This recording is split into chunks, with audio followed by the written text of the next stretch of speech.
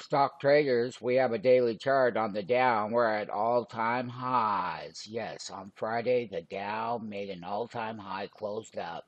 Let's take a look at the SPX. SPX right at the top. It had a late day recovery that it did.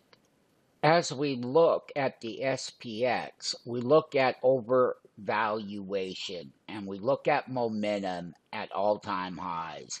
We look at the fact that a pullback will happen soon. If we take a look at the big cap OEX index for the indexes today, you can see the same highs up here.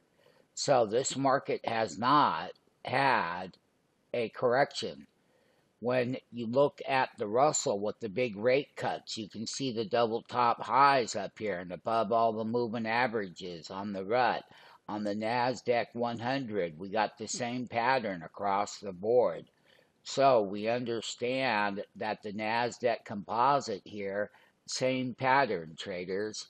I want everyone to take a recognition of the pattern. Then I want you to join the live trading room. Then I want you to learn how to gauge a trend so that you're on the right side of your trade. And I'm just giving a brief moment of the indexes as a daily update. I put them all together in the video, okay? And the strongest index is the Dow 30.